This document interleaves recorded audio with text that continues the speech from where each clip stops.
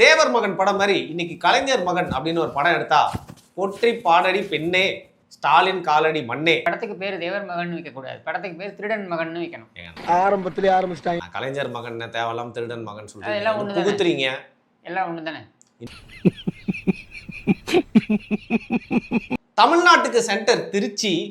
இவர் பெயர் வைக்கிறதுல செஞ்சாரு புரட்சி. பையனா பொண்ணா? பையனா?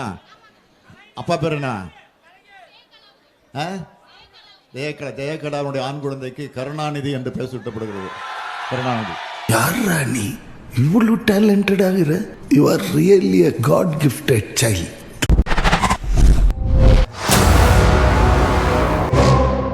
குமரியில் நிற்கிறார் வள்ளுவர். தமிழ்நாட்டிலே இவர் தான் நல்லவர். அவனையா நல்லவன்? போயா பூம் பூம்.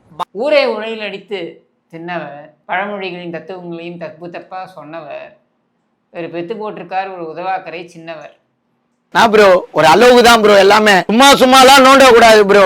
முதலமைச்சர் திரு ஸ்டாலின் அவர் அப்பாவை எப்படி வச்சிருந்தாரு? கைதி போல வச்சிருந்தாரு. கலைஞருடைய மகனா என்னுடைய உறவை பற்றி ஒரு சொல் பேசக்கூட உங்களுக்கு எந்த உரிமையும் கிடையாது, எந்த தகுதியும் கிடையாது. அப்படிங்களா? ரொம்ப ரொம்ப சாரி சார். அப்படித்தான் பேசுவேன். உடனே நம்ம மேல பாய்வாங்க. யார் பிரச்சனை பண்ணானோ அவனை போய் கேளு. அழகிரி சொல்லியிருக்காரு, அது பேட்டி இருக்கு.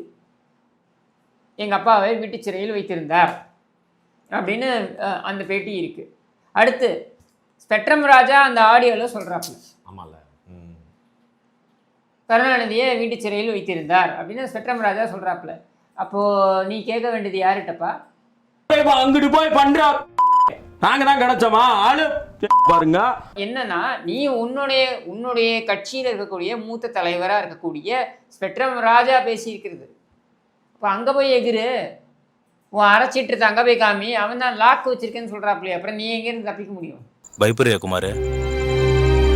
தந்தையை நீ பேசுவியா? ஏன்னா உங்க அப்பா என்ன பெரிய அப்படி செக்யூரிட்டி செம்மல திருட்டு பாய தானே, திருட்டுறேல் தானே, வித்தவுட் டிக்கெட் தானே. என்ன சிரிப்பு ராஸ்கல், என்ன சின்ன பிள்ளைத்தனமா இருக்கு. ஏன் அவர் ஊர்ல இருக்கவங்களாம் எதுவும் பேசலையா? காமராஜர்லேருந்து ஆரம்பித்து, பக்தவச்சரத்துலேருந்து ஆரம்பித்து, செல்வி ஜெயலலிதாலேருந்து ஆரம்பித்து, எம்ஜிஆர்னு அவர் பேசாத பேச்சே கிடையாது எல்லாரையும்.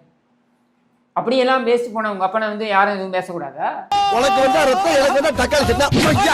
பேரனுடைய 2.5 கோடி ரூபாய் காரு, 3 கோடி ரூபாய் காரில் போறாப்புல, கையில் கட்டியிருக்க வாட்ச் பார்த்தீங்கன்னாக்கா 2.5 கோடி ரூபாய் வாட்ச்சு, தலையில் போட்டிருக்க டோப்பா 50 லட்ச ரூபா டோப்பா.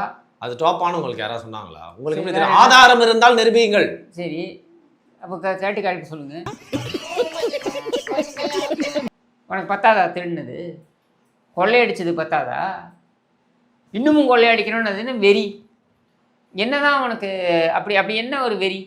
மேடம் 10,000 கோடி 20,000 கோடி கொள்ளையடிச்சாலும் எலெக்ஷனுக்கு முந்தின நாள் 1000 2000 சப்ளை பண்ணா போதும், ஓட்டெல்லாம் நமக்கு தான் விழுவும். மைண்ட் வாய்ஸ் நினைச்சு பேசிட்டாரு, என் பேரை சொல்லியே சொல்றாரு, என் உயிரை வாங்குறான் உதயநிதி அப்படின்ட்டாரு.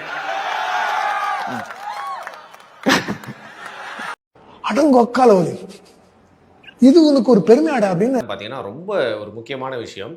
பால் டைல் அப்படிங்கிறது வந்து பாத்தீங்கன்னா பூச்சிக்கொல்லியா வந்து பயன்படுத்திட்டு இருப்பாங்க.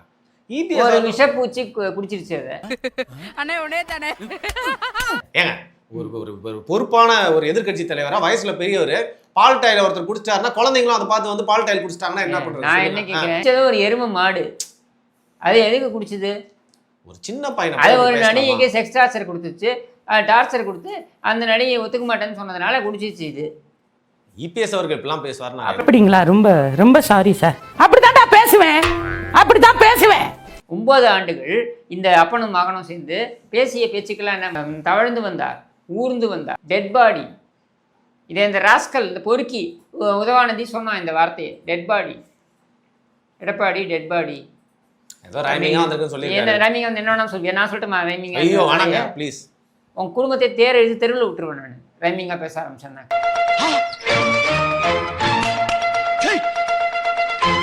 இப்போ 4 நாள் முன்னாடி இந்த பொறுக்கி சொல்றான், யார் இந்த உதவாநிதி பொறுக்கி சொல்றான், படுத்துக்கிட்டு இருந்தாரு, தப்பா எதுவும் நினைச்சிடாது, ஏன்னு சீக்கிரம் பொம்பளைங்கெல்லாம் இருக்காங்க. ஏண்டா படுக்கிறத தவிர உன் குடும்பத்துக்கு வேற எதுவுமே தெரியாதா? எப்ப பார்த்தாலும் காஞ்சலவே இருக்கிற. அப்ப இன்ஸ்டாகிராம்ல நீ என்ன புடின? கால் மேல கால் போடுறதுக்கு லைக் போடுறதுல தேவையில்ல. ஏங்க 3 மணிக்கு நடிகை நீ மத்தவங்களுடைய கால் பத்தி நீ பேசுறேன்னாக்க நடிகை காலுக்கு லைக் போட நடுராத்திரி ஓடின நாதாரி தானே நீ. அவ்வளவு வெறி மாப்பிளைக்கு அவர் சொல்றாரு ரேஸ் ஓட்டுற, நீ யாருக்காவது ரேஸை ஓட்டுன அப்படின்றத நான் சொன்னா அசிங்கமா போயிடும்ட்டு. இதே சென்னையில் தூய்மை பணியாளர்கள் வந்து 10,000 12,000 ரூபாய் ஊதிய அந்த இதை கம்மி பண்ணாதீங்கன்னு சொல்லி போராட்டம் நடத்துகிறாங்க. சாகும் வரை உண்ணாவிரத போராட்டம் நடத்துகிறாங்க. அடித்து விரட்டுறீங்க நீங்கள். அதே சென்னையில் அங்கேருந்து ஒரு 1/2 கிலோமீட்டர் தூரத்தில் நீ 100 கோடி ரூபாய் செலவு பண்ணி கார் ரேஸ் ஓட்டுற 3 நாள் கூத்துக்காக. வருமா செத்தா குளிப்பாட்ட தண்ணி கிடைக்குமாடா, புணந்துக்கவங்களை வண்டி கிடைக்குமாடா. ராகுல் காந்தியின் புதுச்சேரி வருகை திமுக கூட்டணிக்குள் இருக்கும் புகைச்சலை அம்பலப்படுத்தி உள்ளது. ராகுல் ஸ்டாலினின் முகத்தை பார்க்க கூட விரும்பவில்லை என காங்கிரஸ் வட்டாரங்களில் கிசுகிசுக்கிறார்கள். ஒரு காலத்துல வந்து பாத்தீங்கன்னா ஸ்டாலின் அவர்களுக்காக வந்து செவரேரி குச்சி போயிட்டு வந்து பூந்தி வாங்கிட்டு வந்த காந்தி இன்னைக்கு வந்து எக்ஸ்ல ஒரு அவாய்ட் பண்ற மாதிரி ஸ்டாலின் எப்படி மூஞ்சியை பார்த்தாலே வருது வாந்தின்றாராம். ஸ்டாலின் முகரையை பார்த்தாலே வருது வாந்தின்றாராம். What you mean? திரும்ப காட்டு திரும்ப. Oh my God. நடிகைக்கு வந்து இடம் வாங்கி கொடுத்துருக்க நீ. நடிகையோட கணவனுக்கு செஸ் இது பேர் என்ன, அந்த ஒலிம்பியாட் இருக்குல்ல, அதுக்கு வந்து கான்ட்ராக்டை நீ கொடுத்த. அந்த கான்ட்ராக்டில் வந்த பணத்தை வைத்துக்கொண்டு அவர்கள் இங்கே புறம்போக்கு நிலத்துல எல்லா நிலத்தையும் வாங்கி போட்டிருக்காங்க. வாழ்க்கையில மானம், மரியாதை, நேர்மை இந்த 3ஐயும் தூக்கி திரியுறீங்க எல்லாம் சோத்துக்கு விரல் சுப்பிட்டு தான் சார் போனேன். உங்களை பார்த்தா அந்த 3 ஐட்டத்தை தூக்கிட்டு திரியுற டம்மி பீஸ் மாதிரி தெரியுறீங்க சார். தூக்கி போடுங்க, வாழ்க்கையில எங்கேயோ போயிடுவீங்க. காங்கிரஸில் புதிதாக ஒரு தியாகி உருவாகி இருக்கிறார். அவர் பெயர்தான் 5 கட்சி அமாவாசை செல்வ பெருந்தகை. இனி அவர் 6 கட்சி அமாவாசை ஆக போகிறார். ஆம், தேர்தல் முடிந்ததும் கட்சி மாற இருக்கிறார் செல்வ பெருந்தகை. காரணம் யாருமில்லை, அவரேதான். இந்த கரந்தலுடைய கொடுக்க கேவலம் ஒரு கத்திரிய வச்சு கட் பண்ணிட்டானுங்க. கொடுக்க மாட்டேனா? எந்தெந்த தொகுதிகளில் எந்தெந்த வேட்பாளர்கள் அவர்களின் கட்சி சார்பில் போட்டியிட்டால் வெற்றி பெறுவார்களோ அவர்களைத்தான் வேட்பாளர்களாக அறிவித்துள்ளார்கள். ஆனால் காங்கிரஸ் மட்டும்தான், அதாவது தமிழகத்தில் உள்ள காங்கிரஸ் தலைவர் மட்டும்தான் கட்சிக்கு சம்பந்தமில்லாத, கட்சிக்காக உழைக்காதவர்களை பெரிய பணத்தொகையை பெற்றுக்கொண்டு வேட்பாளராக அறிவித்துள்ளார் என்ற அதிர்ச்சி தகவல் வெளியாகி இருக்கிறது. காலங்காத்தால உனக்கு குறவழி வரைக்கும் சோத்த போட்டு வண்டியில ஏத்திட்டு வந்ததுக்கு உன்னால என்ன பண்ண முடியுமோ அதை பண்ணிட்டேன்.